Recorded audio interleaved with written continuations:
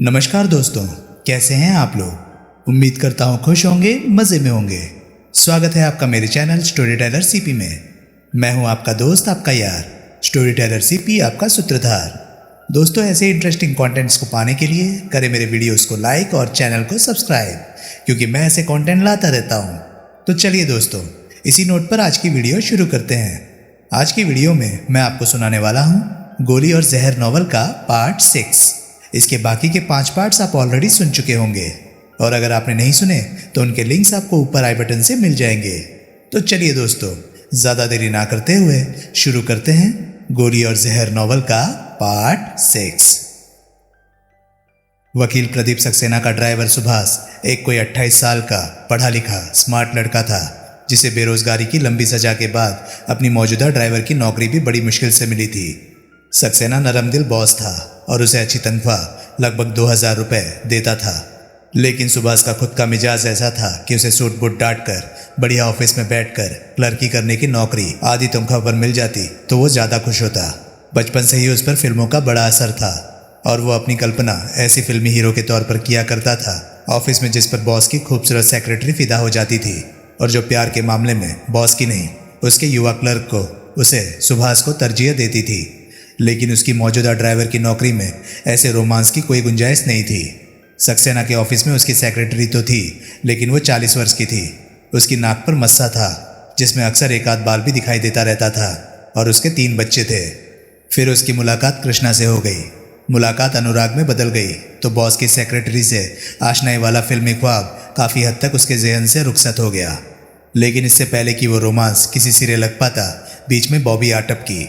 बॉबी के तूफानी मिजाज ने, उसके व्यक्तित्व की बनावटी चकाचौंध ने उसका ऐसा सिर घुमाया कि वो धीरे धीरे कृष्णा से विमुख होने लगा। सादगी, नेक नियति, निष्ठा जैसी कृष्णा की जिन खूबियों पर वो रिझा था, बॉबी के मौजूदगी में वो उसे याद भी नहीं आती थी। बॉबी जब उससे मिलती थी उस पर यूं हावी होती थी कि वो सब कुछ भूल जाता था। उस शाम भी बॉबी से मुलाकात के रंगीन सपने देखता देखता वो विनोबा बस्ती कृष्णा की माँ के घर पहुंचा और वहां से वापस लौटा। उस रोज बॉबी के बारे में उसकी अतिरिक्त सोच का कारण गोल घूमे सांप जैसा वो कंगन भी था, जिसके बारे में उसके एम्प्लॉयर ने उसे बताया था और जिसकी चोरी के इल्ज़ाम की वजह से कृष्णा को नौकरी से निकाला गया था। उस कंगन से उसका भी वास्ता पड़ चुका था, लेकिन वो ये फैसला नहीं कर पा रहा था कि वो इस बाबत किसी को बताए या ना बताए, या इस बाबत वो पहले बॉबी से ही बात करे। इसी उधेड़-बुन में अपने साहब की एम्बेसडर कार चलाता हुआ जब वो उस सड़क पर दाखिल हुआ जिस पर ठाकुर साहब की कोठी थी, तो एकाएक उसने कार को रोक दिया। साथ ही उसने कार की हेडलाइट्स बुझा दी। आगे उसे जो नज़ारा दिखाई दिया उसी ने उसे ऐसा करने पर प्रेरित किया था। आगे इमारतों वाले ब्लॉक से विपरीत दिशा में सड़क से पार पार्क की दीवार के साथ लेटर बॉक्स के करीब तक मोटरसाइकिल स्टैंड पर लगी खड़ी थी, और उस पर बैठे युवक से उससे सटकर खड़ी बॉबी हंस हंस कर बातें कर रही थी। सुभाष कुछ क्षण खामोशी से वो नज़ारा करता रहा। फिर एकाएक वो कार से बाहर निकला और कार की ओट में चलता पार्क की दीवार के करीब पहुंच गया। फिर दीवार को फांदकर वो पार्क में पहुंच गया और परली तरफ दीवार के साथ साथ उकड़ू उकड़ू चलता हुआ वो वहां पहुंचा जहां दीवार की दूसरी तरफ मोटरसाइकिल वाले युवक के साथ बॉबी मौजूद थी। अब उसके और उन दोनों के बीच में ओट की तौर पर दीवार खड़ी थी और उसे उन दोनों के वार्तालाप की आवाज़ें साफ सुनाई दे रही थी। सर, उसे बॉबी की इटलाती आवाज़ सुनाई दी। मत करो। क्या मत करूं? अरे कोई देख लेगा। इतने अंधेरे में कौन देख लेगा? कोई चमगादड़ होगा जो। अरे चलता रास्ता है, लेकिन चल कहाँ रहा है? दिखाई दे रहा है कोई आसपास? फिर भी? क्या फिर भी? उई, मत करो। खामखा नखरे मत कर, जरा और पास आकर खड़ी हो। आप मरवाएंगे मुझे। मैं चलती हूँ, पहले ही बहुत देर हो गई है। अरे अभी तो आई है। अभी जाना है। मैं सच में ये कह के आई हूँ कि चिट्ठी डालने जा रही हूँ। ये तो ना आने जैसा आना हुआ। मैंने तो तेरे से बहुत सारी बातें करनी थी। यहाँ नहीं हो सकती, कोठी में बहुत काम है। मेरी तलाश हो रही होगी। मैडम तो शायद लिहाज कर भी दे। उस बुढ़िया पुष्पा को पता चल गया कि मैं कोठी में नहीं हूँ तो वो कोहराम खड़ा कर देगी। फिर क्या बात बनी? मैं तो आया ही इस उम्मीद में था कि इस वक्त आप मुझे जाने दीजिए। कल शाम को मैं छुट्टी कर लूँगी आपकी खातिर। आज ही मैडम को बोल दूँगी इस बाबत। फिर कल जी भर के बातें कर लीजिएगा। तेरे से बातें करके किसी का जी भर जाता होगा? वो हंसी। कल का पक्का वादा है ना? हाँ पक्का है। ठीक है, कल इसी वक्त इसी जगह। बोल, मंजूर? मंजूर। अब मैं जाती हूँ। एक पप्पी तो देती जा। सुभाष को एक पुच्छ की आवाज़ सुनाई दी और फिर खामोशी छा गई। कुछ क्षण बाद मोटरसाइकिल स्टार्ट होने की आवाज़ आई। तब सुभाष सीधा हुआ। उसे पहले मोटरसाइकिल पर वहाँ से कूच करता सुनील दिखाई दिया और फिर परे सड़क पर लगभग दौड़ती चली जाती बॉबी दिखाई दी। फिर एक बार दोनों ने ही घूमकर पीछे देखा। मोटरसाइकिल सवार ने मोड़ पर पहुंचकर और बॉबी ने कोठी के आयरन गेट पर पहुंचकर। सुभाष कुछ क्षण जड़ सा अपने स्थान पर खड़ा रहा और फिर भारी मन से वापस कार के करीब पहुंचा और उसमें सवार हो गया। हरजाई, धोखेबाज, फ्लर्ट, बॉबी को याद करता वो मन ही मन बोला। उस घड़ी उसे ये नहीं सूझ रहा था कि ऐन वैसा ही व्यवहार उसने कृष्णा के साथ किया था। उसने कार को आगे बढ़ाया। अब उसने मन ही मन दृढ़ निश्चय कर लिया था कि वो कंगन की बाबत वकील साहब को ज़रूर बताएगा। जब बॉबी ने उसका लिहाज नहीं किया था तो वो भी बॉबी का लिहाज क्यों करे। उसने कार को ठाकुर साहब की कोठी के सामने ले जाकर खड़ा कर दिया और बाहर निकला। वो कोठी में दाखिल हुआ तो सबसे पहले उसे बॉबी ही मिली। उसने वैसे ही आंखों में दिल रखकर सुभाष की तरफ देखा जैसे वो हमेशा देखती थी, लेकिन उस बार सुभाष पर हमेशा वाली प्रतिक्रिया ना हुई। इस बार उसका ये दिल ना चाहा कि वो बॉबी को वहीं दबोच ले। वकील साहब कहाँ हैं? वो रुखाई से बोला। ड्राइंग रूम में, बॉबी इटलाती हुई बोली। कभी ये भी तो पूछा करो मैं कहाँ हूँ। मुझे पता है तू कहाँ है, ये भी पता है कि कहाँ थी। फिर अपने पीछे हकबकाई सी बॉबी को छोड़कर वो ड्राइंग रूम की ओर बढ़ चला। प्रदीप सक्सेना ड्राइंग रूम में अकेला बैठा चाय पी रहा था और सिगरेट के कश लगा रहा था। आओ, वो सुभाष को देखकर बोला। मैं तुम्हारा ही इंतज़ार कर रहा था। कृष्णा कहाँ है? वो तो, सुभाष आदरपूर्ण स्वर में बोला। नहीं है। नहीं है क्या मतलब? इनकार कर दिया उसने तुम्हारे साथ आने से? वो बात नहीं साहब, वो विनोबा बस्ती में नहीं है। नहीं है? कहाँ गई? उसकी माँ से पूछना था कहाँ गई। माँ भी नहीं है। जिस मकान में उसकी माँ किराए पर रहती थी उसके मालिक का कहना है कि वो दोनों माँ बेटी अपना बोरिया बिस्तर बांधकर शाम 4 बजे एकाएक वहाँ से कूच कर गई थी। कूच कर गई थी?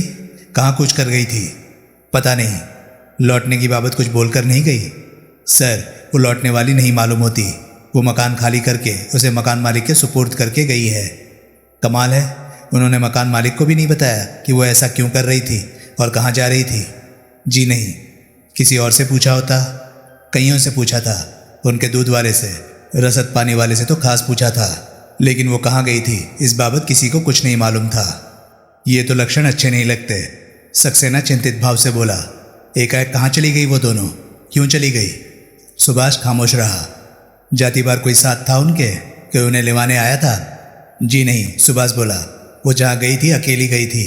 कम से कम विनोबा बस्ती से एक ऑटो पर सवार होकर वो अकेली रवाना हुई थी। कई लोगों ने इस बात की तस्दीक की है। कमाल है साहब, सुभाष संकोचपूर्ण स्वर में बोला। मैं आपसे एक सवाल पूछ सकता हूँ? सवाल? सक्सेना हड़बड़ाया। तुम मेरे से कोई सवाल पूछना चाहते हो? अगर इजाज़त हो तो पूछो, क्या पूछना चाहते हो? वो कंगन जिसका चोरी का मसला है, आप उसके बारे में मुझे ज़रा तफसील से कुछ बता सकते हैं? भाई, कंगन मैंने देखा तो है नहीं, मैं तो वही बता सकता हूँ जो मुझे बताया गया है। वो सांप की तरह बना हुआ था, यानी कि सांप की पूंछ गोल घूमकर उसके मुंह में पहुंची हुई थी और सांप की आंखों की जगह उसमें 2 हीरे जड़े हुए थे। बस इतना ही मालूम है मुझे उस कंगन के बारे में। तुम क्यों पूछ रहे हो? साहब, एन वैसा ही एक कंगन मैंने बॉबी को पहने देखा था। कब? सक्सेना हैरानी से बोला।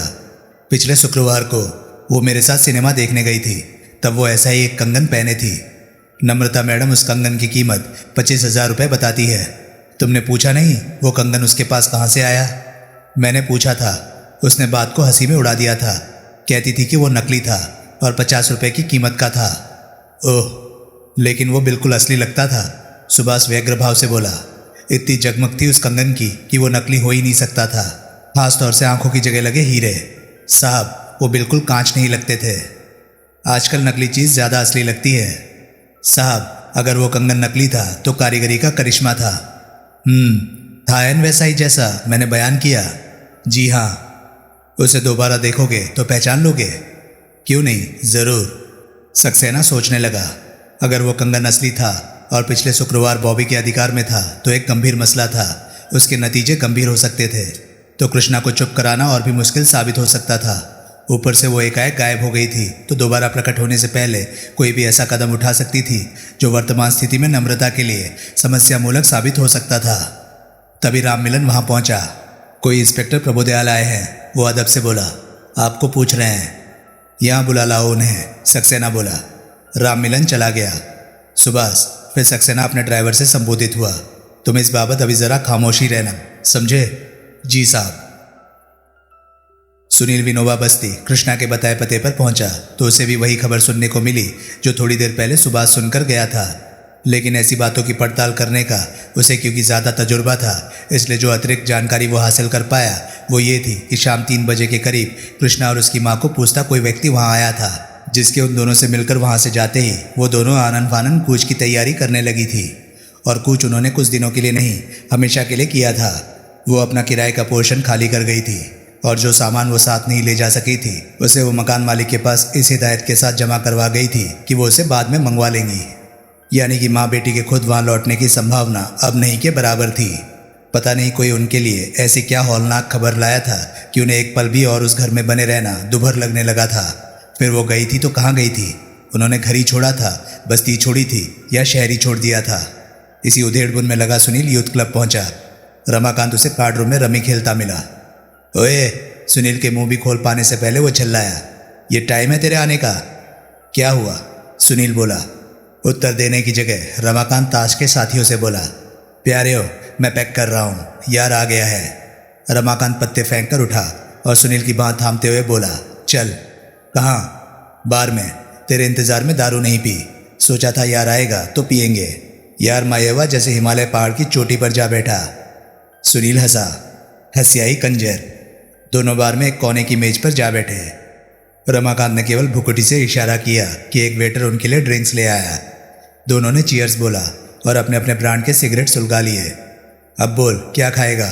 रमाकांत बोला, मेरा कलेजा? नहीं, सुनील मुस्कुराता हुआ बोला, मगज तो जरूर चाटेगा, बाद में, पहले फिश। ठीक होए। फिर उसने एक वेटर को आवाज़ दी, इधर आओ, कीना है तेरा, फिश फिंगर्स लेके आ, आंधी की तरह जा और तूफान की तरह लौट, समझ गया? वेटर ने सहमति में सिर हिलाया। फुट जा। वेटर चला गया तो रमाकांत फिर सुनील की ओर आकर्षित हुआ। आज, वो बोला, उस गांधी टोपी वाले और बड़ी बड़ी मूंछों वाले चंद्रिका ठाकुर के हिमायती का पागलखाने पहुंचने का दिन था। भूल गया? नहीं। तो फिर पूछ क्यों नहीं रहा कि वो आया था या नहीं आया था? नहीं आया था। तुझे कैसे पता? रमाकांत हैरानी से बोला। वो आया होता तो तुमने ये खबर मुझे कहीं से भी ढूंढ के क्या सुनाई होती? कुओं में जाल डलवाने की कसर न छोड़ी होती मेरी तलाश में। सक के जावा। सुनील हंसा। तभी वेटर उन्हें फिश फिंगर्स सर्व कर गया। बहरहाल, रमाकांत बोला, तुम्हारी बात सच निकली मालूम होती है। वो औरत पहले ही अपने हिमायती के शरण में पहुंच गई मालूम होती है। वो तो हुआ, सुनील बोला, लेकिन अब उस औरत की खबर कैसे लगेगी? कोशिश जारी है, मोतिया वाले हो। उसके पिता प्रहलाद राय ठाकुर की तमाम पुरानी वाकिफियतों और रिश्तेदारियों की जानकारी हासिल की जा रही है और उसे टटोला जा रहा है। कोई तो होगा आज की तारीख में मुच्छल और गांधी टोपी वाला, वो कहीं तो निकलेगा। यूँ साल 6 महीने में पता चल जाएगा चंद्रिका ठाकुर का। चल जाएगा, बल्कि इससे एक आध दिन पहले ही चल जाएगा। रमाकांत, मैं सीरियस हूँ। तो मैंने कौन सी किसी मस्करे की बहन से ताजी ताजी शादी की है? उस औरत का जल्दी से जल्दी पता चलना ज़रूरी है, तो उसके लिए अखबार में इश्तहार दे देते हैं। वो जहाँ होगी इश्तहार पढ़कर हमारे पास चली आएगी। रमाकांत। क्या रमाकांत? एक तो काम नाशुक्रा, ऊपर से नकदों की दूर दूर तक सूंघ तक नहीं, और ऊपर से तुझे जल्दी है। मैं जाता हूँ, एक सुनील उठता हुआ बोला। ओए, कहाँ जाता है? रमाकांत हड़बड़ाया। नकदों की सूंघ लेने। अब कामयाब होके ही लौटूंगा। आया वड्डा कामयाब होके लौटने वाला, बैठ जा चुपचाप। सुनील थम से वापस बैठ गया। वो तो वैसे ही एक बात की थी मैंने, रमाकांत मीठे स्वर में बोला, वरना तेरे बड़े भापा जी के पास नकदों का कोई तोड़ा है? यानी कि उस औरत की फटाफट तलाश का कोई जुगाड़ करोगे? करूँगा क्या मतलब? कर चुका हूँ, रमाकांत जोश से बोला। आइंदा 24 घंटों में हम दोनों यार न उसके सामने बैठे। How do you do, I am quite well madam कह रहे हो तो कहना। पुलिस अभी भी उसकी तलाश में है? नहीं। क्यों? अब ये कहते तो प्यारे हो मेरा कलेजा फटता है कि उनकी तलाश कामयाब हो चुकी होगी, कोई और वजह सूझ नहीं रही। तुम्हें मालूम तो था ही कि पुलिस उसकी तलाश कर रही थी। ये भी जानते हो कि इस मामले में पुलिस के साधन ज़्यादा होते हैं, उनके तरीके ज़्यादा कारआमद होते हैं। अगर तुम पुलिस की गतिविधि नोट करवाते रहे होते तो। अब क्यों बच्चे पढ़ा रहा है? बोला ना कि अगले 24 घंटों में तो उसका हुक्का भर रहा होगा। तुम कहते थे कि एक पार्टी और भी थी जो इसी की तलाश में मशगूल थी। पहले थी, अब नहीं है। यानी कि पुलिस की तरह उनकी तलाश भी कामयाब हो चुकी है।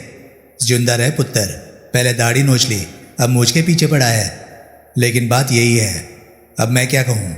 थी कौन ये पार्टी? ये भी नहीं पता लग सका ना प्यारे हो।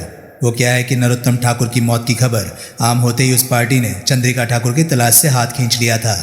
उस पार्टी ने इस काम से यूं एक हाथ खींचा था कि सिनाक का मौका ही ना लगा कि वो कौन थे और किसके लिए काम कर रहे थे। अगर ठाकुर की मौत के बाद उन्होंने इस काम में हाथ खींच लिया था तो यकीनन वो ठाकुर के लिए ही काम कर रहे थे। उस औरत की तलाश में सबसे ज़्यादा दिलचस्पी ठाकुर की ही मुमकिन थी। ठीक कहा प्यारे हो। हंसी मजाक का दौर गुजर गया हो तो अब मैं एक गंभीर बात कहूँ? दो कहो प्यारे हो, 200 कहो। परसों यानी कि सोमवार को ठाकुर सारा दिन घर से बाहर रहा था।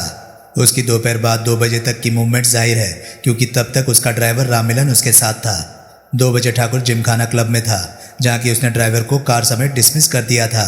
5:30 बजे वो धर्मपुरे में ज्योत्सना जोशी के हॉस्टल में पहुंचा था। 6 बजे वो वापस मुगलबाग अपनी कोठी में था।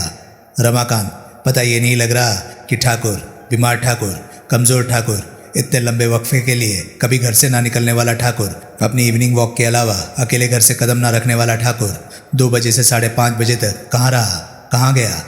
क्या पता वो कहीं भी ना गया हो, क्लब में ही रहा हो। ना, अगर उसने क्लब में ही रहना होता तो उसने अपने ड्राइवर राममिलन को डिसमिस ना किया होता। शायद वो उसे अपनी ज्योत्सना जोशी के यहाँ की विजिट के बारे में ना मालूम होने देना चाहता हो। ऐसा होता तो वो तुरंत ज्योत्सना जोशी के यहाँ पहुँचा होता, ना कि 3.5 घंटे बाद 5:30 बजे। पहले उसकी कोई और अपॉइंटमेंट होगी। थी ऐसी एक और अपॉइंटमेंट शाम 4:30 बजे की अपने वकील सक्सेना से। ऐन निर्धारित समय पर दोनों की मुलाकात हुई थी। इस बात की तस्दीक सक्सेना खुद अपनी जुबानी कर चुका है। रमाकांत, बावजूद उस मुलाकात के 2.5 घंटे का अनअकाउंटेड वक्फा फिर भी बाकी बचता है। अब अगर तुम ये मालूम करवा सको कि उस 2.5 घंटे के वक्फे में ठाकुर कहाँ था तो मैं खुद अपने हाथों से तुम्हारी आरती उतारूंगा और तुम्हारे टखनों तक आने वाला वो हार पहनाऊंगा जो राष्ट्रपति को पहनाया जाता है। साथ में गाना भी गाना। गाना? सुनील अचकचाकर बोला, भैया मेरे राखी के बंधन को निभाना। फिर शुरू हो गए? मैं शुरू हो गया कि तू शुरू हो गया? तू क्यों हार की और आरती की बात कर रहा था? वो तो मैं तुम्हें बात की अहमियत समझाने के लिए कह रहा था। समझ ली मैंने तेरे बात की अहमियत। मैं करवा दूंगा तेरा ये काम भी, लेकिन तू मुझे एक बात बता। क्या? ये क्यों नहीं हो सकता कि उतना वक्फा ठाकुर क्लब में ही बैठा रहा हो, रिलैक्स करता, भाग दौड़ की थकावट उतारता, वहाँ आराम करता? नहीं हो सकता। अगर वो वक्त उसके पास खाली होता तो उसने अपने वकील से अपॉइंटमेंट के लिए 4:30 तक का इंतज़ार ना किया होता।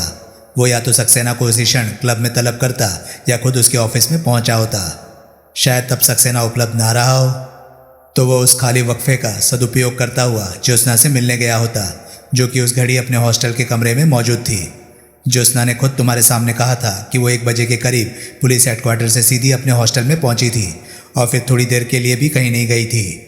तो ठीक कह रहा है। ठीक है, मैं पता करवाता हूँ कि 2 और 4:30 के बीच ये ठाकुर का घोड़ा कहाँ घास चरने लगा था। और अभी और भी? रमाकांत आंखें निकालता हुआ बोला। ठाकुर के खास नौकर राममिलन का कहना है।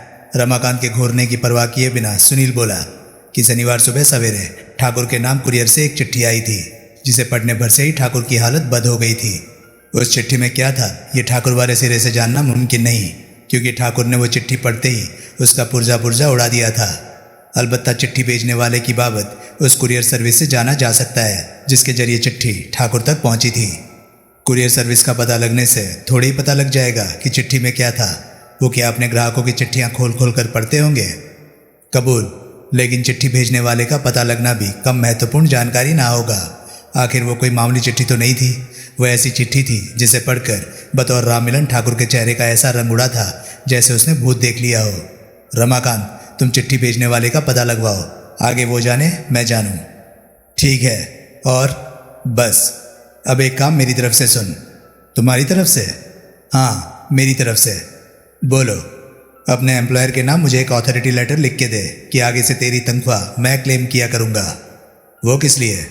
जैसे जानता नहीं। क्यों भाई, तू क्या करता है तनख्वाह कमाने के लिए? नौकरी से ताल्लुक़ रखते अपने सारे काम तो तू मेरे से करवाता है, फिर तनख्वाह का हकदार तू कैसे हुआ? सारे नहीं तो और कितने? 1/4, बड़ी हद आधे। ठीक है, आधी तनख्वाह का अथॉरिटी लेटर लिख। तनख्वाह हिस्सों में नहीं मिलती। इस बार तनख्वाह मिलेगी तो मैं ही यहाँ आकर आधी तनख्वाह तुम्हें सौंप जाऊँगा। ईमानदारी से? रमाकांत ने बड़ी संजीदगी से ताकीद की। पूरी ईमानदारी से, कोताही ना हो। नहीं होगी। जीता रहे। अब ग्लास खाली कर। ग्लास तो मैं खाली करता हूँ, लेकिन मेरी बस। क्यों भाई, तेरी बस क्यों? मेरा ट्रक क्यों नहीं? मैंने ऑफिस जाकर कल के ब्लास्ट के लिए खास कॉपी तैयार करनी है।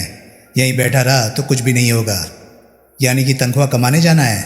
हाँ, फिर तो ज़रूर जा काका बल्ली, क्योंकि अब तो तेरी तनख्वाह में मेरा भी आधा हिस्सा मुकर्रर हो गया है। बात सिर्फ तेरे नुकसान की होती तो कोई बात नहीं थी, लेकिन मैं अपना नुकसान कैसे बर्दाश्त कर सकता हूँ? तो मैं चलूँ? सुनील अपना ग्लास खाली करके उठता हुआ बोला। हाँ, और जाते ही राजी खुशी की खबर लिखना। रास्ते में किसी अजनबी से ना बात करना, ना उससे कोई खाने पीने की चीज़ कबूल करना। टिकट संभाल के रखना। पैसे 2-4 जेबों में रख लेना।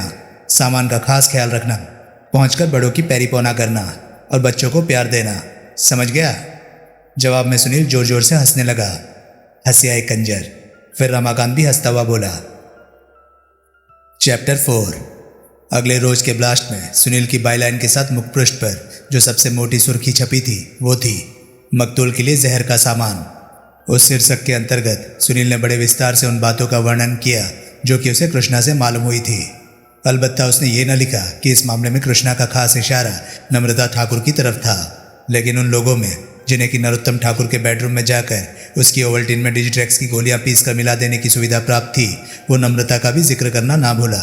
यूँ जिन लोगों का जिक्र उस सुर्खी के साथ छपा था वो थे भूषण कंसल, कल्पना कंसल, दरबारी सेठ, दीपा सेठ, अंकुर सेठ, नम्रता ठाकुर, पंकज ठाकुर, कुंवर युद्धवीर सिंह, प्रदीप सक्सेना, सुभाष, राम मिलन, पुष्पा, कृष्णा और बॉबी। उसी संदर्भ में उसने नरोत्तम ठाकुर की वसीयत का और दीनानाथ चौहान की ठाकुर को लिखी चिट्ठी का भी जिक्र किया। चिट्ठी की बाबत उसने ये भी दावा किया कि वो ठाकुर की स्टडी से चुराई जा चुकी हो सकती थी और सर्वाधिक संभावित चोर कौन हो सकता था। सबसे अधिक वरीयता से उसने ठाकुर के सोमवार रात के उस रहस्यपूर्ण मेहमान का जिक्र किया जिसे ठाकुर ने अपनी स्टडी में रिसीव किया था, जिसने ठाकुर की मौजूदगी में धूम्रपान किया था और जिसने ठाकुर के साथ विस्की पी थी। कौन था वो खास मेहमान? क्या कुंवर युद्धवीर सिंह? क्या ये सच नहीं कि घर वालों के शादी पर चले जाने के बाद वो मुगल बाग में नरोत्तम ठाकुर की कोठी के गिर्द मंडराता देखा गया था? या भूषण कंसल, क्या वो तभी स्वयं को पूर्णतः सुरक्षित महसूस करता जबकि नरोत्तम ठाकुर की जुबान हमेशा के लिए बंद हो जाती? या कोई और? ब्लास्ट के उस अंक में मृगपुष्प पर ही अन्यत्र एक और सुर्खी थी। क्या नरोत्तम ठाकुर ने आत्महत्या की थी?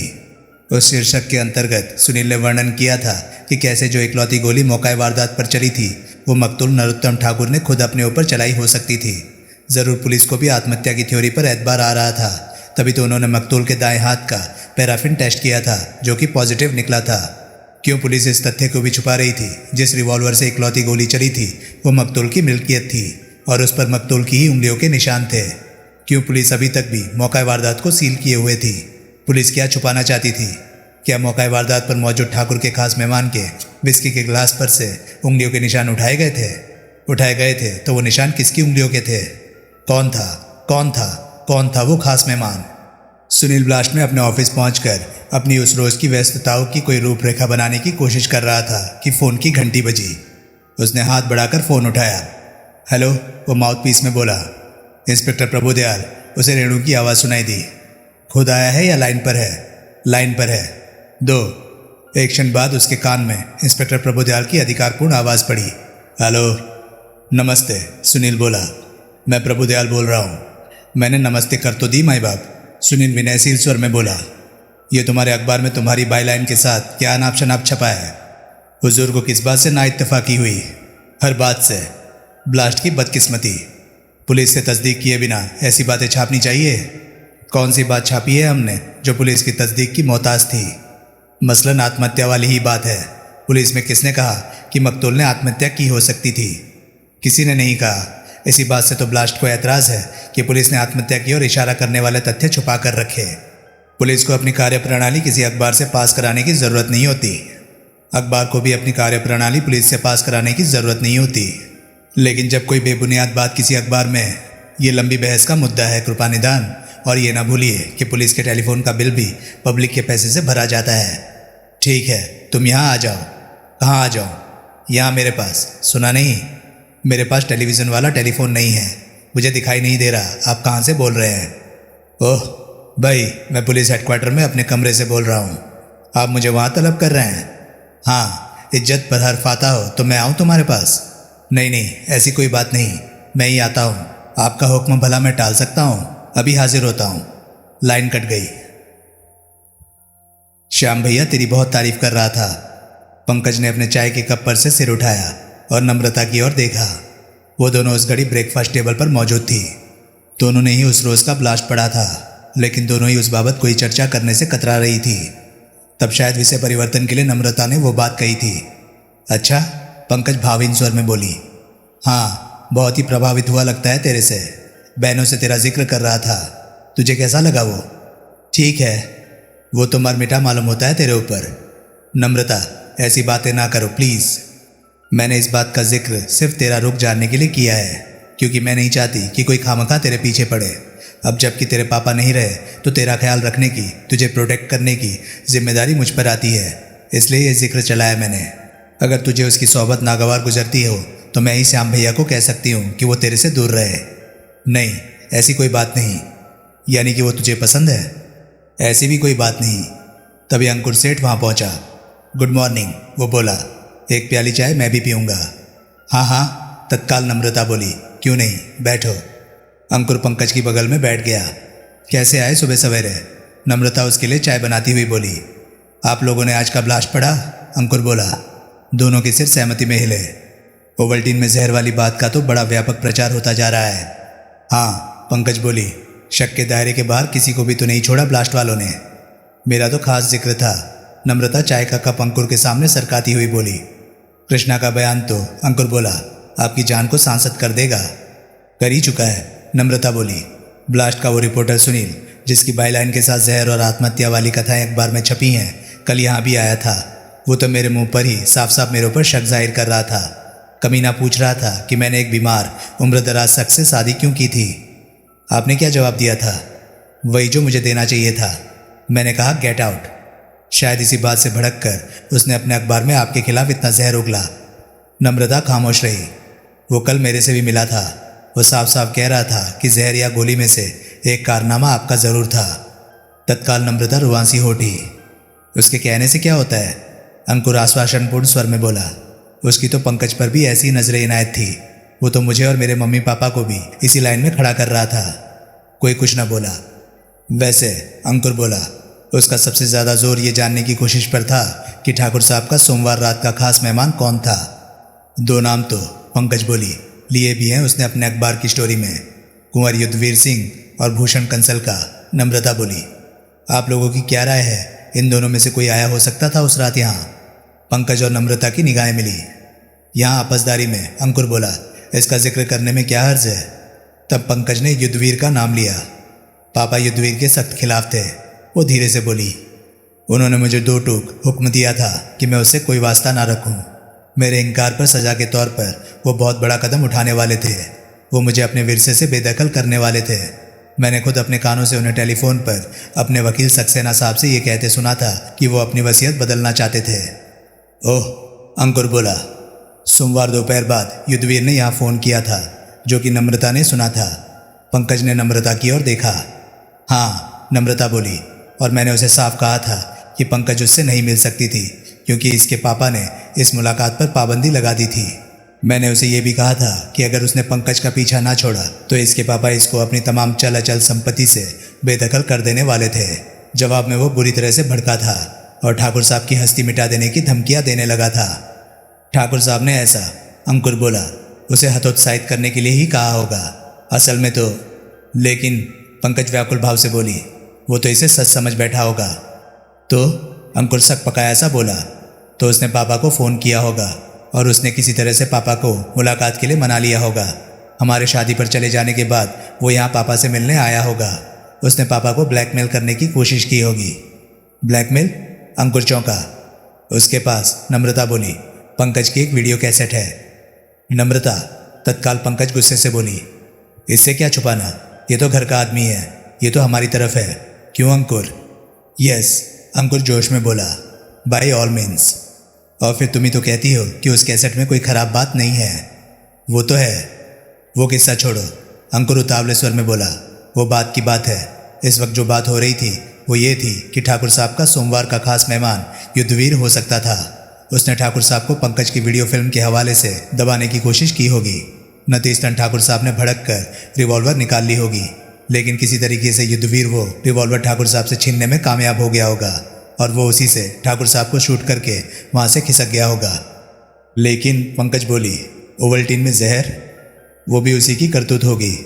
नम्रता जल्दी से बोली, उस खुराफाती आदमी ने यूं केस को उलझाने की कोशिश की होगी ताकि घर वाले भी शक के लपेटे में आ जाएं। ओह, पंकज एक क्षण को ठिठकी और फिर बोली, हमें इन बातों का जिक्र पुलिस से करना चाहिए। हरगिज नहीं, नम्रता सख्ती से बोली। पंकज, ये ना भूलो, अगर पुलिस युद्धवीर के पीछे पड़ गई तो तुम्हारी वीडियो फिल्म वाली बात उनकी जानकारी में आए बिना नहीं रहेगी। ओह, मेरी राय में तो अपने पापा और वकील सक्सेना की उस टेलीफोन वार्तालाप का जिक्र भी तुम अपनी जुबान पर ना लाना, जिसे कि तुम पैरेलल टेलीफोन पर बीच में सुना बताती हो। क्यों? वो बात तुम्हारे खिलाफ जा सकती है। उसकी बिना पर पुलिस को तुम्हारे पापा का कत्ल युद्धवीर की और तुम्हारी मिली भगत लग सकता है। क्या कह रहे हो? पंकज आतंकित भाव से बोली। मेरी और युद्धवीर से मिली भगत, वो भी मेरे अपने ही पापा के कत्ल के लिए? नम्रता ये नहीं कह रही, अंकुर समझाता हुआ बोला। ये वो कह रही है जो ये बातें जान जाने के बाद पुलिस कहेगी। ओह ओह, फिर वार्तालाप वहीं समाप्त हो गया। पैराफिन टेस्ट वाली बात कैसे जानी? सुनील पर निगाह पड़ते ही प्रभुदयाल बोला। नमस्ते तो कर लेने दो माई बाप, सुनील आहत भाव से बोला। नमस्ते हो गई टेलीफोन पर, बैठ तो लेने दो। बैठो बैठो। शुक्रिया। क्या पियोगे, चाय या कॉफ़ी? जी, ऊंचा सुनते लगते हो। सुनता तो ठीक हो कृपा निधान, लेकिन जो सुना उस पर विश्वास ना आया, और ये बिन मांगे मोती मिले, मांगे मिले न भीख वाला हुजूर का मिजाज भी समझ में ना आया। रिपोर्टर साहब, मैंने एक सिंपल सवाल पूछा था। जो मर्जी पिला दीजिए जनाब, मंगतों की भी कोई चॉइस होती है।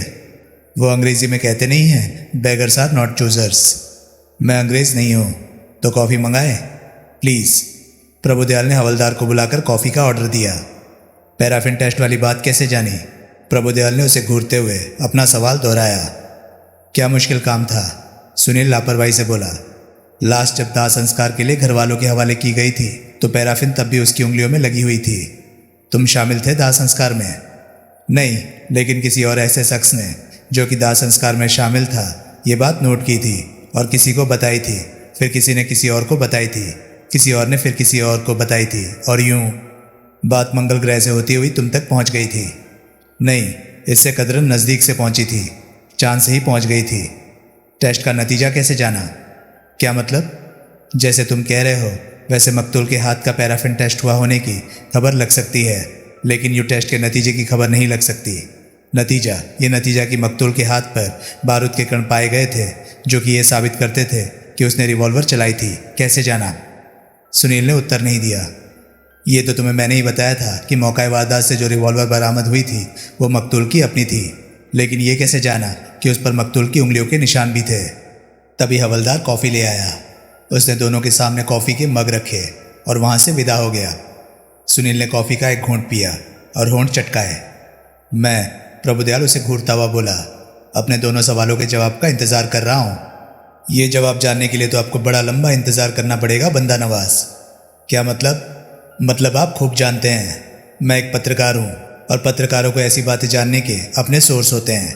मैं वो सोर्स रिवील नहीं कर सकता। रिपोर्टर साहब, ये पैंतरेबाजी मेरे से नहीं चलने वाली। क्यों नहीं चलने वाली? ये पैंतरेबाजी तो सुप्रीम कोर्ट तक चल चुकी है, यहाँ क्यों नहीं चलने वाली? इस वक्त सवाल तुमसे सुप्रीम कोर्ट नहीं प्रभुदयाल कर रहा है। ऐसा सवाल क्यों पूछते हैं आप जिसका जवाब आपको मालूम है? कोई बताता ही है तो पता लगता है। बताता वही है जो जानता होता है। अब जानता कौन होता है ये क्या आपसे छुपा है? महकमे के आदमियों को रिश्वत देकर उनसे जानकारी निकलवाना शराफत है। माई बाप, ये जो आप मुझे कॉफ़ी पिला रहे हैं ये रिश्वत है? नहीं, हरगिज़ नहीं। क्यों नहीं? आगे पीछे तो आपने मुझे कभी इतनी इज्जत के काबिल नहीं समझा। अभी परसों ही आप मुझे समझा रहे थे कि ऐसी इज्जत घर आए मेहमानों की होती है, और ना ये घर है और ना मैं मेहमान हूँ। तो फिर आज ये मेहरबानी क्यों? इसलिए ना कि यहाँ ज़रा दोस्ती का, सहिष्णुता का माहौल स्थापित हो जाए, जो किसी वजह से आज आप अपने लिए मुफीद समझते हैं। सुनील एक क्षण प्रभुदयाल पर अपने कथन की प्रतिक्रिया देखने के लिए ठिठका और फिर बोला, अब आपने मेरी औकात एक कॉफ़ी जितनी आकी मुझे एक प्याली कॉफ़ी पर पिघल जाने वाला शख्स समझा।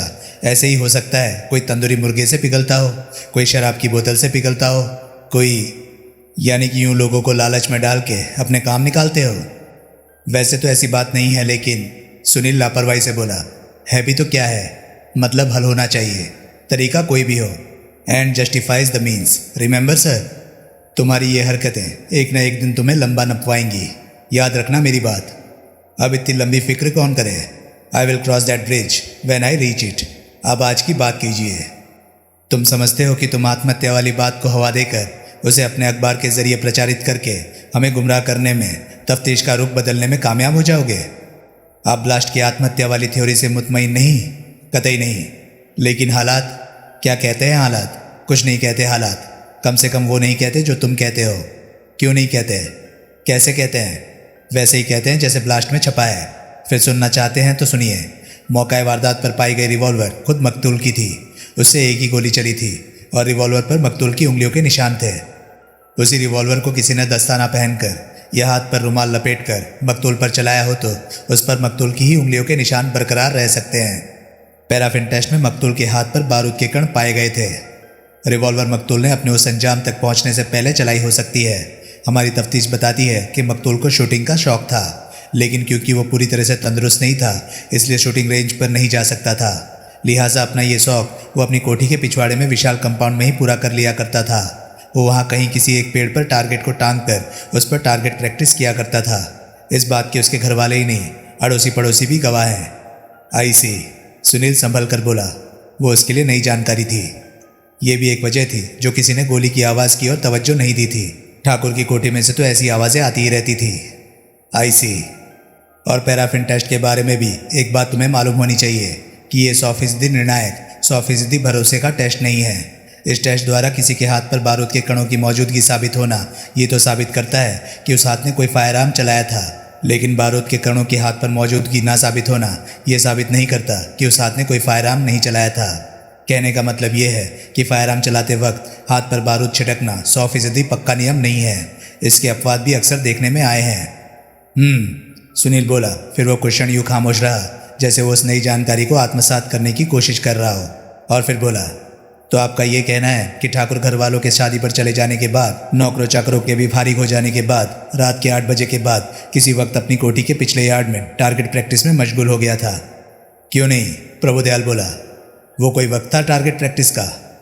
हमारी निगाह में नहीं था, उसकी निगाह में था। Any problem? उसे किसी खास मेहमान का इंतज़ार था। उसकी आमद से पहले वो टारगेट प्रैक्टिस में मशगूल हो गया। क्यों नहीं? गुस्ताखी माफ़ हुजूर, लेकिन ये बहुत ही ज़्यादा ढिठाई भरा जवाब है। लेकिन है। ये उस किस्म का जवाब है जो पुलिस वाले तब देते हैं जब उनकी तफ्तीश की अपनी पसंदीदा लकीर से न हटने की जिद होती है। तब वो हर उस बात को नकारने की कोशिश करते हैं जो उनकी थ्योरी से मेल नहीं खाती, और हर उस बात को कैसे न कैसे साबित करके दिखाने की कोशिश करते हैं जो उनकी थ्योरी से मेल खाती है। रिपोर्टर साहब, पुलिस की कार्यप्रणाली मौजूदा बहस का मुद्दा नहीं। तुम अपनी आत्महत्या वाली थ्योरी पर ही तवज्जो दो। तो अब तुम्हारी समझ में आ गया कि क्यों ठाकुर के हाथ पर बारूद के कण हो सकते थे, क्यों उसकी रिवॉल्वर पर उसी की उंगलियों के निशान हो सकते थे। अब बोलो, आत्महत्या वाली अपनी थ्योरी के हक में और क्या है तुम्हारे पास? आप इन तथ्यों को छुपा क्यों रहे हैं? कोई कुछ नहीं छुपा रहा। पुलिस की तफ्तीश एक बहुत विस्तृत काम होता है और पुलिस किसी मुकाम पर पहुंचकर ही अपनी रिपोर्ट पेश करना पसंद करती है। हमने मुजरिम पकड़ना होता है, हासिल जानकारी को बेहतरीन तरीके से मुजरिम के खिलाफ इस्तेमाल करना होता है, उसके खिलाफ अदालत में एक मजबूत केस खड़ा करना होता है। तुम अखबार वालों की तरह हमने छोटी मोटी जानकारी को सेंसेशन बनाकर पब्लिक के मनोरंजन के लिए उसके सामने नहीं पेश करना होता। तफ्तीश सीढ़ी सीढ़ी होती है। हम एक कदम उठाते हैं तो फिर दूसरा कदम उठाते हैं, एक सवाल पूछते हैं तो फिर दूसरा सवाल पूछते हैं। जब कदम सही होता है, सवाल सही होता है, तो नतीजा भी सही होता है। यह है पुलिस की कार्यप्रणाली। जबकि तुम लोग एक ही छलांग में सबसे ऊपरली सीढ़ी पर पहुंचना चाहते हो। तुम्हारा नतीजा गलत निकले तो तुम्हारा कुछ नहीं जाता, क्योंकि सेंसेशन की, स्कैंडल की भूखी पब्लिक का मनोरंजन फिर भी हो जाता है। जबकि पुलिस का नतीजा गलत निकले तो इन्वेस्टिगेटिंग ऑफिसर की जान पर बनाती है। कोई केस कोर्ट में स्टैंड ना कर पाए तो पूरे महकमे की नाक कटती दिखाई देने लगती है। बात समझ में आई रिपोर्टर साहब? आई, सुनील प्रभावित स्वर में बोला। मैं जानता हूं कि तुम एक मेहनती और ईमानदार नौजवान हो और एक कमिटेड जर्नलिस्ट हो। तुम्हारा अखबार एक इज्जतदार नेशनल डेली है। निष्पक्ष और खबरदार अखबार निकालना अखबार के मालिक और तुम्हारे चीफ एडिटर मलिक साहब का जुनून है। उन्होंने अपना सब कुछ ब्लास्ट में झोंका हुआ है। इस नोबल काज के लिए वो अपनी इकलौती औलाद की बलि तक दे चुके हैं। इसलिए अपना अजीज जान के तुम्हें ये राय दे रहा हूँ कि ऐसे अखबार को स्कैंडल शीट बनाने की कोशिश ना करो। उसे सेंसेशनलिज्म का हथियार ना बनाओ। तुम्हारा उद्देश्य पुलिस में नुक्स निकालना, उसकी कार्यप्रणाली को दोष देना है तो जुदा बात है, वरना तुम बखूबी जानते हो कि आत्महत्या वाली थ्योरी में कुछ नहीं रखा। अच्छा, मकतूल एक पढ़ा लिखा समझदार उम्रदराज शख्स था। डिजिट्रेक्स नाम की जो दवा वो रेगुलर खाता था, उसके घातक प्रभाव से वो नावाकिफ रहा हो ये नहीं हो सकता।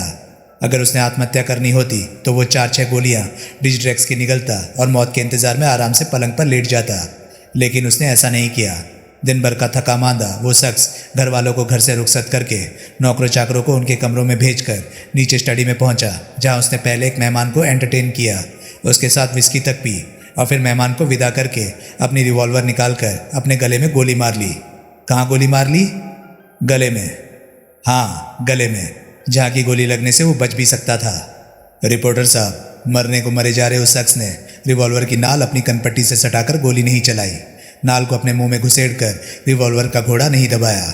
उसने अपने को गोली अपने गले में मारी क्योंकि वो अहमक था, क्योंकि अकल से उसका कुछ लेना देना नहीं था। ऐसा तो नहीं हो सकता था। तो फिर यही कि आत्महत्या का केस नहीं। चलो, प्रभुदयाल तनिक हंसा। तुम्हारा एहसान है पुलिस के महकमे पर कि तुमने अपनी बात को गलत तस्लीम किया। उंगलियों के निशानों के बारे में क्या कहते हैं आप? कौन से उंगलियों के निशानों के बारे में? जो कि ठाकुर के उस रात के खास मेहमान के हो सकते हैं। मेरा ये सवाल खास तौर से खास मेहमान के विस्की के ग्लास की बाबत है। उस पर से कोई उंगलियों के निशान नहीं मिले, जबकि ठाकुर के विस्की के ग्लास पर उसकी उंगलियों के निशान थे। ये अचरज की बात नहीं, कोई खास अचरज की बात नहीं। जब दस्ताने वाले हाथ से गोली चलाई जा सकती है तो दस्ताने वाले हाथ से विस्की का ग्लास भी तो थामा जा सकता है। यानी कि आप कबूल करते हैं कि वो खास मेहमान ही कातिल था? वो खास मेहमान नहीं, प्रभुदयाल सावधानी से बोला। अलबत्ता कोई मेहमान कातिल था। मेरे कहने का मतलब ये है कि ये ज़रूरी नहीं कि ठाकुर के साथ विस्की में शरीक मेहमान ही कातिल रहा हो। यानी कि मेहमान 2 थे? एक से ज़्यादा थे। 2 भी तो एक से ज़्यादा ही होता है, 3 भी एक से ज़्यादा होता है, 4 भी एक से ज़्यादा होता है। यानी कि मकतूल सोमवार रात को दरबार लगा के बैठा हुआ था अपने घर में मेहमान नवाजी के लिए। तुम वो किस्सा छोड़ो, अब तुम ये बताओ कि तुमने ये ओवल्टीन में जहर वाली बात हमें क्यों नहीं बताई? नहीं क्यों बताई? सरासर बताई तभी तो आपको इसकी खबर लगी। हमारा अखबार पढ़ा ना जनाब ने? खबर के साथ तुम्हें मेरे पास आना चाहिए था फौरन। बंदा नवाज, मैं ब्लास्ट की नौकरी करता हूँ, पुलिस की नौकरी नहीं करता। वो लड़की गायब है, मुझे मालूम हुआ है। खबर फौरन हम तक पहुंची होती तो वो यूँ गायब ना हो पाई होती। उसका यूँ गायब होना क्या जाहिर करता है? यही कि पहले तो उसने एक वाहियात बात की बाबत मुंह फाड़ा, बदले की भावना से प्रेरित होकर अपने एम्प्लॉयर की बीवी पर बेजा इल्ज़ाम लगाया, और फिर अपनी इस हरकत से इतना डर भी गई कि उसने वक्ती तौर पर चुपचाप कहीं खिसक जाने में ही अपनी भलाई समझी। उसकी तलाश की कोशिश तो आप कर ही रहे होंगे। कर रहे हैं, तलाश कर भी लेंगे हम उसे, लेकिन देख लेना, जब वो लड़की कृष्णा पुलिस के रूबरू होती तो वो उल्टीन में जहर वाली अपनी कहानी से साफ मुकर जाएगी। मुकरेगी नहीं तो अपनी गलत बयानी के लिए गिड़गिड़ा के माफ़ी मांग रही होगी। मौका वारदात पर अभी भी पुलिस की सील क्यों है? अब नहीं है, भले ही जाके कबड्डी खेल लो वहाँ। पहले क्यों थी? क्योंकि पहले तफ्तीश मुकम्मल नहीं हुई थी।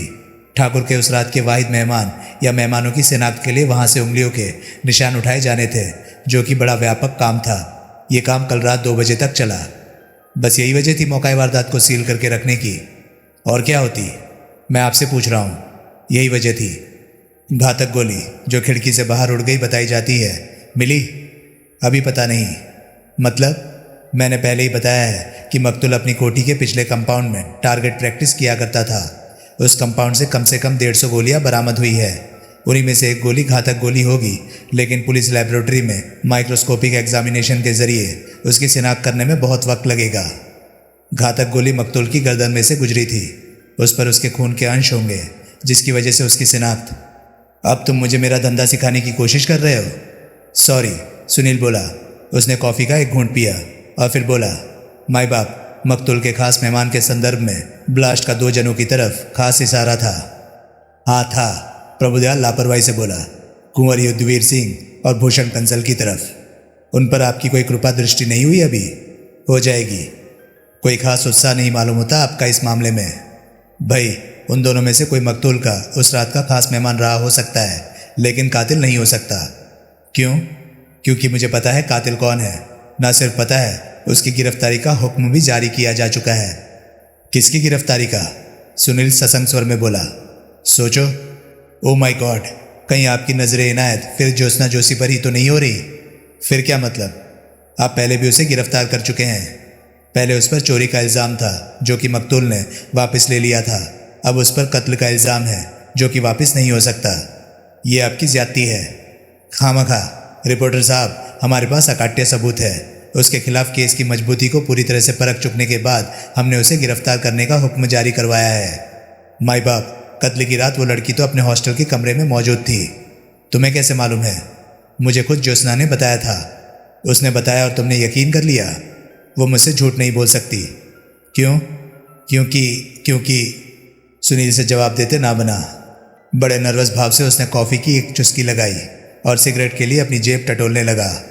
सच बोलने का रिवाज, प्रभुदयाल बोला, राजा हरिश्चंद्र के साथ ही खत्म हो गया था रिपोर्टर साहब। सुनील ने सिगरेट सुलगाकर उसका एक लंबा कश लगाया और फिर चिंतित भाव से बोला, क्या सबूत है आपके पास उसके खिलाफ? सुन लो, तुम भी क्या याद करोगे? प्रभुदयाल बड़ी दयानतदारी से बोला, सबसे बड़ा सबूत तो यही है कि सोमवार रात को कत्ल के वक्त के आसपास वो अपने हॉस्टल में नहीं थी और वो मौका वारदात पर थी। साबित कर सकते हैं? भाई, साबित कर सकते हैं तभी तो सबूत है। दोनों बातें साबित कर सकते हैं। दोनों बातों के चश्मदीद गवाह हैं हमारे पास। गवाह है? बहुवचन में? हाँ। कौन है वो गवाह? गवाह नंबर 1 वो टैक्सी ड्राइवर है जो सोमवार रात को 9 बजे के करीब ज्योत्सना जोशी को धर्मपुरे से अपनी टैक्सी में बिठाकर मुगल बाग लेकर गया था और मकतूल नरोत्तम ठाकुर की कोठी के सामने उतार कर आया था। गवाह नंबर 2 वो टैक्सी ड्राइवर है जो 9:30 बजे के करीब ज्योत्सना को मुगल बाग से धर्मपुरे वापस लाया था। दोनों टैक्सी ड्राइवरों को हम न सिर्फ ट्रेस कर चुके हैं बल्कि उनका ज्योत्सना जोशी से आमना सामना भी करा चुके हैं। दोनों ने ही अपने सोमवार रात के पैसेंजर के तौर पर ज्योत्सना जोशी को निसंकोच पहचाना है। गवाह नंबर 3 लड़की के हॉस्टल का चौकीदार राधेश्याम है, जिसे लड़की ने 100 का नोट इस मेहरबानी की एवज में दिया था कि वो किसी को ये ना बताए कि वो उस रात 10 बजे के करीब तब हॉस्टल लौटी थी जबकि वो हॉस्टल के कंपाउंड के फाटक को ताला लगाने की तैयारी कर रहा था। प्रभुदयाल ने बड़े संतोषपूर्ण भाव से सुनील की परेशान हाल सूरत का मुआयना किया और फिर आगे बढ़ा। गवाह नंबर 4 टेलीग्राम ऑफिस का वो कर्मचारी है जो कि सोमवार रात को ठीक 9:30 बजे ज्योत्सना जोशी के लिए एक टेलीग्राम लेकर आया था। उसने हॉस्टल में जाके ज्योत्सना के कमरे का दरवाज़ा खटखटाया था तो वहाँ जवाब देने के लिए किसी को नहीं पाया था। फिर वो उस टेलीग्राम को बगल के कमरे में रहती लड़की का दरवाज़ा खटखटाकर उसको सौंप के गया था। रिपोर्टर साहब, बगल के कमरे वाली लड़की और टेलीग्राम ऑफिस का कर्मचारी दोनों इस बात के गवाह हैं कि सोमवार रात 9:30 बजे के करीब, यानी कि कत्ल के संभावित वक्त के करीब, ज्योत्सना अपने हॉस्टल के कमरे में नहीं थी। इसका मतलब ये तो नहीं कि वो मकतूल की स्टडी में थी। इसका ये मतलब नहीं। प्रभुदयाल पूरे इत्मीनान से बोला, लेकिन मेरे आखिरी सबसे अहम गवाह के बयान का यही मतलब है, यानी कि वो अलग बांध के रखा है जो माल बढ़िया है। बिल्कुल। आखिरी गवाह कौन है? मकतूल के घर की बॉबी नाम की मेड। जी, जिसने कि सोमवार रात को 9:30 बजे के करीब खुद अपनी आंखों से ज्योत्सना जोशी को बेहद घबराई बौखलाई मकतूल की स्टडी से बाहर निकलते देखा था। वो ज्योत्सना जोशी को पहचानती थी? तब नहीं पहचानती थी, लेकिन जब उसका ज्योत्सना से आमना सामना कराया गया था तो उसने फौरन गोली की तरह उसे पहचाना था। इतने से साबित हो गया कि कत्ल ज्योत्सना ने किया था। और क्या कोई कसर रह गई?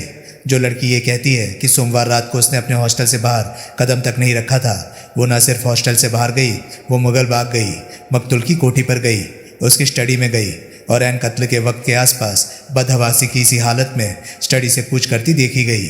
उसने हॉस्टल से अपनी गैरहाजिरी छुपाए रखने के लिए हॉस्टल के चौकीदार को रिश्वत तक दी। रिपोर्टर साहब, सोमवार रात की उस लड़की की एक एक हरकत उसकी काली करतूत की तरफ मजबूत इशारा करती है। चश्मदीद गवाह कोई नहीं है आपके पास? सुनील जिद भरे स्वर में बोला। किसी ने ज्योत्सना को मकतूल पर गोली चलाते नहीं देखा था। बड़े ढीठो। आई रिपीट, चश्मदीद गवाह कोई नहीं है आपके पास। जरूरत ही नहीं है चश्मदीद गवाह की। लड़की को यहाँ पहुँचने दो। वो खुद ही गा के कबूल कर रही होगी कि उसने नरोत्तम ठाकुर का कत्ल किया था। उसके हाथ मकतूल की रिवॉल्वर कैसे लगी, ये भी वो खुद ही बताएगी। कत्ल का उद्देश्य? दीनानाथ चौहान की वो चिट्ठी जो मकतूल के अधिकार में थी और जो ज्योत्सना के बाप को बेगुनाह साबित कर सकती थी। वो चिट्ठी तो कत्ल से बहुत पहले चोरी जा चुकी थी। तुम कहते हो ना, हकीकतन ऐसा हो चुका था, ये साबित होना अभी बाकी है। लेकिन कल्पना कंसल, अगर चोरी वाली बात सच भी है तो ज्योत्सना जोशी को भला ये बात कैसे मालूम होती? बहरहाल उसने जो किया चौहान की चिट्ठी की खातिर किया। अब चिट्ठी उसके हाथ लगी या ना लगी ये जुदा मसला है। कुत्ता कहाँ है? क्या? मोती मकतूल का कुत्ता कहाँ है? क्यों पूछ रहे हो? इंटरव्यू लोगे उसका? वो वारदात का चश्मदीद गवाह हो सकता है। उसके मालिक का कत्ल उसकी आंखों के सामने हुआ हो सकता है। वो अपने कुत्ता घर में बंद था। आई रिपीट, उसके मालिक का कत्ल उसकी आंखों के सामने हुआ हो सकता है। और इस बाबत तुम ब्लास्ट के लिए उसका बयान लेना चाहते हो? कैसे लोगे बयान? तुम कुत्ते की ज़ुबान बोलोगे या कुत्ता तुम्हारी ज़ुबान बोलेगा? ये तो कुत्ते की काबिलियत पर निर्भर करता है, तुम्हारी काबिलियत पर नहीं। जो कि तभी एकाएक कमरे का दरवाज़ा खुला और चौखट पर सब इंस्पेक्टर बंसल प्रकट हुआ। हाँ भाई, प्रभुदयाल बदले स्वर में बोला। क्या खबर है? ज्योत्सना जोशी को बंसल तत्पर स्वर में बोला। गिरफ्तार करके ले आए हैं सर। गुड, फिलहाल उसे लॉकअप में बंद कर दो। मैं, सुनील जल्दी से बोला। 1 मिनट उससे बात कर सकता हूँ? प्रभुदयाल ने अनिश्चित भाव से उसकी तरफ देखा। प्लीज़, सुनील याचनापूर्ण स्वर में बोला। बगल के कमरे में, प्रभुदयाल बोला, पहले वाले इंतजाम के ही साथ। कबूल। ठीक है। सुनील ने एक सरसरी निगाह ज्योत्सना जोशी के श्रीहीन चेहरे पर डाली और फिर आध भाव से बोला, तुमने मेरे से झूठ बोला? वो रोने लगी। क्या फ़ायदा? सुनील बोला। वो सुबकती सी बोली, मैं शर्मिंदा हूँ। वो बाद में हो लेना। सजा हो गई तो ताज़िंदगी इत्मीनान से होती रहना शर्मिंदा। अभी मतलब की बात करो, क्योंकि वक्त कम है। तुम्हें मालूम है ना कि पुलिस के पास कितने ढेर सारे गवाह हैं तुम्हारे खिलाफ। 2 टैक्सी ड्राइवर, हॉस्टल में तुम्हारी नेक्स्ट डोर नेबर, हॉस्टल का चौकीदार, मकतूल की मेड। उसका झुका हुआ सिर सहमति में हिला। तुम गई थी वहाँ? हाँ। आगे? वहाँ मुझे सब कुछ वैसा ही मिला था जैसा ठाकुर ने कहा था। मुझे कोठी की साइड की ड्योढ़ी का और उसके सामने स्टडी का दरवाज़ा दोनों खुले मिले थे। मैं बेखटके चुपचाप पहले ड्योढ़ी में और फिर स्टडी में दाखिल हो गई थी, जहाँ की वो मुझे मेज़ के करीब फर्श पर औंधे मुँह पड़ा दिखाई दिया था। फर्श पर उसके चारों तरफ खून ही खून दिखाई दे रहा था। मैं लपक कर उसके करीब पहुंची थी। मैंने उसे नाम लेकर पुकारा था। फिर उसके जिस्म को बाँह पकड़कर जरा झंझोड़ा था, लेकिन उस पर कोई प्रतिक्रिया नहीं हुई थी। फिर मुझे उसकी गर्दन में सुराख दिखाई दिया था और पथराई हुई आंखें दिखाई दी थी। तब मुझे एहसास हुआ था कि वो मर चुका था। नतीजतन दहशत खाई हुई मैं उल्टे पाँव वहाँ से भागी थी। वहाँ की एक मेड ने तुम्हें वहाँ से भागते हुए देखा था। मैंने किसी को नहीं देखा था, लेकिन पुलिस भी ऐसा कहती है कि बॉबी नाम की वहाँ की एक मेड ने मुझे वहाँ से निकल भागते देखा था। पता नहीं वो कहाँ थी, क्योंकि मेरा उसको देखना तो दूर, मुझे तो अपने आसपास कहीं किसी की मौजूदगी का एहसास तक नहीं हुआ था। जब तुम स्टडी में पहुँची थी, उस वक्त कुत्ता कहाँ था? वहीं था जहाँ की ठाकुर ने कहा था कि वो होगा, स्टडी में खास कुत्ते के लिए बने क्लोजेट में। तुम्हें कैसे मालूम कि वो क्लोजेट में था? मैंने स्टडी में कदम रखते ही उसके एक बार ज़ोर से भौंकने की आवाज़ सुनी थी। फिर जितनी देर मैं वहाँ ठहरी थी, उतनी देर वो निरंतर धीरे धीरे गुर्राता रहा था। स्टडी में रोशनी थी? हाँ, पूरी पूरी। फिर तो तुम्हारी मेज़ की तरफ भी तवज्जो गई होगी। हाँ, क्यों पूछ रहे हो? तब वहाँ सोडा साइफन, विस्की की बोतल, विस्की के ग्लास और एस्ट्रे पड़ी थी। हाँ, और एस्ट्रे में पड़ा एक सिगरेट उस घड़ी भी सुलग रहा था। पक्की बात? हाँ। इसका मतलब ये हुआ कि मकतूल का वो खास मेहमान जिसको उसने विस्की से नवाजा था, तुम्हारे वहाँ पहुँचने से ज़रा ही पहले वहाँ से गया था। सुनील, ज़रूर उसी ने ठाकुर का कत्ल किया होगा, बशर्ते कि ये कारनामा तुम्हारा नहीं। मैंने उसका कत्ल नहीं किया। ऐसी बात थी तो मेरे से झूठ क्यों बोला? सोमवार रात को जब मैं खास यही बात दरियाफ्त करने तुम्हारे हॉस्टल पहुंचा था, तो तभी साफ ऐसा क्यों ना कहा? क्योंकि तब मुझे लग रहा था कि तुम्हें मेरी बात पर यकीन नहीं आएगा। अब आ जाएगा? सुनील, बाय गॉड, मैंने उसका कत्ल नहीं किया। वो मेरे वहाँ पहुँचने से पहले ही मरा पड़ा था। उसका कत्ल ज़रूर उस शख्स ने किया था जो मेरे से पहले वहाँ मौजूद था, जो एस्ट्रे में जलता सिगरेट छोड़ के वहाँ से गया था। कहीं ऐसा तो नहीं कि ठाकुर के बुलावे पर वहाँ जाने पर तुम्हारा उससे कोई सुलहनामा नहीं हो पाया था, क्योंकि वो अपने वादे के मुताबिक तुम्हें चौहान की चिट्ठी नहीं दिखा पाया था, क्योंकि वो तुम्हें यह विश्वास नहीं दिला पाया था कि चौहान की चिट्ठी चोरी हो गई थी और उसे इस बात की खबर नहीं थी। तब किसी तरह से उसकी रिवॉल्वर तुम्हारे हाथ में आ गई थी। तुमने उसको धमकाकर चिट्ठी हासिल करने की नीयत से रिवॉल्वर उसकी तरफ तानी थी, तो तुम्हारी नातजुर्बेकारी की वजह से वो चल गई थी। तब आतंकित होकर रिवॉल्वर वहीं फेंक कर तुम वहाँ से भाग खड़ी हुई थी। नहीं नहीं नहीं, मैं कहती हूँ वो मेरे वहाँ पहुँचने से पहले ही वहाँ मरा पड़ा था। तुमने झूठ क्यों बोला? क्योंकि मुझे इस ख्याल से दहशत हो रही थी कि मैंने उसे यूँ मुर्दा पड़ा देखा था। तुमने मेरे से झूठ क्यों बोला? उसे जवाब देते ना बना। तुम्हारी गैर हाजिरी में हॉस्टल में आई तुम्हारी टेलीग्राम ही तुम्हारे झूठ की पोल खोल देने के लिए काफ़ी थी, फिर भी तुम उसी पर अड़ी रही। वो टेलीग्राम मुझे अगले दिन दोपहर को मिली थी। मेरी जिस पड़ोसिन ने वो टेलीग्राम रिसीव की थी उसकी अगले रोज साप्ताहिक छुट्टी थी, इसलिए उस रोज वो दोपहर तक सोती रही थी। तब मैंने सोचा था कि मेरी पिछली रात की गैरहाजिरी की बाबत जब तब तक कोई सवाल नहीं हुआ था तो अब क्या होता, इसलिए मैंने खामोश रहना ही मुनासिब समझा। और ये समझा कि 100 रुपये में चौकीदार के मुंह पर पट्टी बन सकती थी। उसका झुका हुआ सिर और झुक गया। वैसे चाहे उसका ध्यान इस तरफ ना जाता कि तुम हॉस्टल में थी या बाहर से लौटी थी, लेकिन रिश्वत देकर इस बात को बाकायदा मजबूत कर दिया, पक्के तौर पर दर्ज करा दी बात उसके जहन में। सॉरी सॉरी, सुनील व्यंग्यपूर्ण स्वर में बोला। यानी कि जो किया फिर नहीं करोगी? मैंने उसका कत्ल नहीं किया, इस बार बाय गॉड नहीं कहा। तुम मेरी खिल्ली उड़ा रहे हो। खिल्ली तो तुम्हारी तकदीर उड़ाएगी तुम्हारा, या शायद उड़ा ही चुकी है। अब मेरा क्या होगा? संभावना तो ये दिखाई देती है कि बहुत जल्द तुम भी जेल में अपने बाप की अगल बगल की किसी बैरक में बैठी दिखाई दोगी। वो फिर रोने लगी। खामोश, सुनील गुस्से से बोला। उसने एक घुटी हुई हिचकी ली और अपने आंसू पोंछने लगी। मैं चलता हूँ, सुनील उठता हुआ बोला, और किसी आश्वासन के लिए मेरा मुंह ना देखो। तुम्हें इस घड़ी कोई आश्वासन देना बच्चे बहलाने जैसा काम होगा। वो खामोश रही। जाने से पहले आखिरी बार पूछ रहा हूँ, तुमने कत्ल किया है? नहीं। गोली चलाई थी? जब कत्ल नहीं किया तो गोली क्यों चलाई होगी? कत्ल के इरादे से नहीं चलाई होगी, लेकिन शायद सेल्फ डिफेंस में चलाई हो या अनजाने में चल गई हो। नहीं, मैंने तो जिंदगी में कभी किसी फायर आर्म को थामा तक नहीं। उस रोज क्या पोशाक पहन के गई थी? साड़ी। दस्ताने भी? दस्ताने? वो अचकचा कर बोली। वो किस लिए? जवाब दो। मैंने तो जिंदगी में कभी दस्ताने नहीं पहने, ख्याल तक नहीं आया। हमारे यहाँ ऐसी कौन सी पोशाक होती है जिसका तालमेल दस्तानों से हो? फैशन से नहीं, ज़रूरत से पहने हो। ज़रूरत से? हाँ, ताकि उंगलियों के निशान कहीं से, मसलन मर्डर वेपन से बरामद न हो। ओ माय गॉड, वो असहाय भाव से गर्दन हिलाती हुई बोली। अब मैं तुम्हें कैसे विश्वास दिलाऊं कि मैं तो विश्वास कर ही लूँगा, क्योंकि मैं अकल का अंधा हूँ।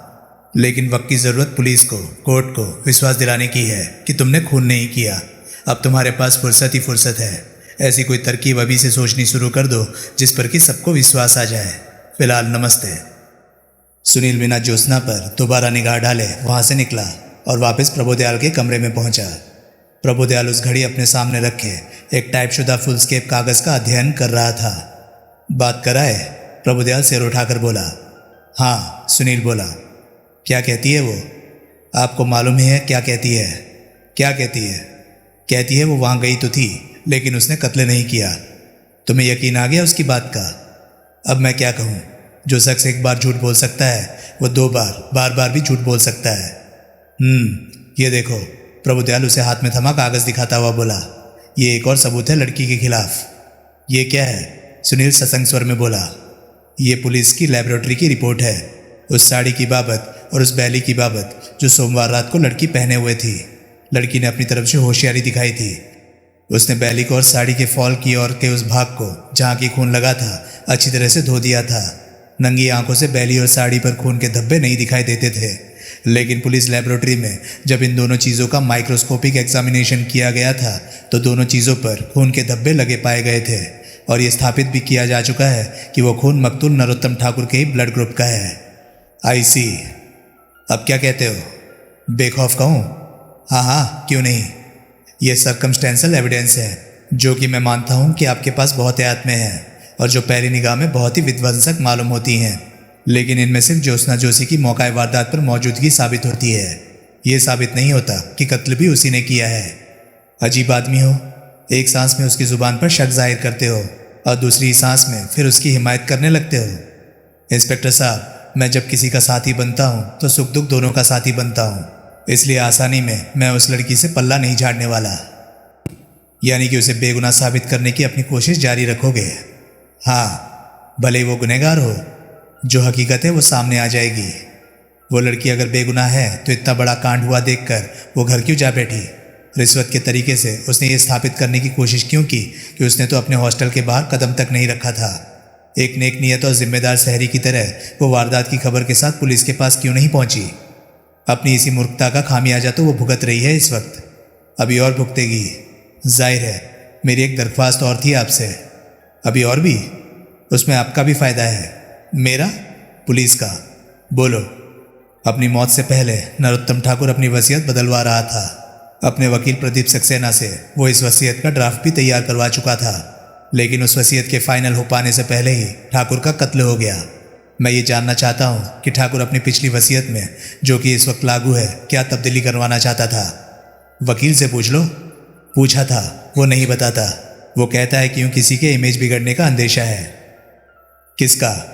नाम नहीं बताता और भी बहुत कुछ कहता है, लेकिन ये नहीं कहता कि दूसरी वसीयत में क्या था। बंदा नवाज वो इस बाबत मुझे कुछ बताने से इनकार कर सकता है, लेकिन ऐसी ज़रूरत उसकी पुलिस से नहीं होगी। मैं पूछूंगा। एक बात और भी पूछिएगा। कौन सी? दूसरी वसीयत के सिलसिले में उसका कोई नुक्ता डिस्कस करने के लिए या उसका ड्राफ्ट पास कराने के लिए वो ठाकुर से मिला हो सकता है। तो क्या पता ऐसी मुलाकात सोमवार रात को ही हो। क्या पता ठाकुर का सोमवार रात वाला खास मेहमान वही हो। क्या पता। काफ़ी है, तुम्हारा इशारा मैंने समझ लिया है। मैं इस वकील को यहाँ तलब करूँगा और नतीजे की खबर मुझे भी करेंगे। हाँ भाई हाँ, शुक्रिया माई बाप। तो दोस्तों, ये था गोली और जहर नॉवल का पार्ट 6। ये पार्ट आपको कैसा लगा प्लीज़ कमेंट सेक्शन में अपनी राय मुझे ज़रूर बताएं। और हाँ, अगर आपको मेरे वीडियोस पसंद आ रहे हैं तो प्लीज़ उन्हें लाइक कीजिए और चैनल को सब्सक्राइब कीजिए, क्योंकि मैं ऐसे कंटेंट लाता रहता हूँ। तो चलिए दोस्तों, मैं मिलता हूँ अब आपसे अगली वीडियो में। तब तक के लिए नमस्कार, गुड बाय। सेफ रहिए, खुश रहिए, मज़े करिए।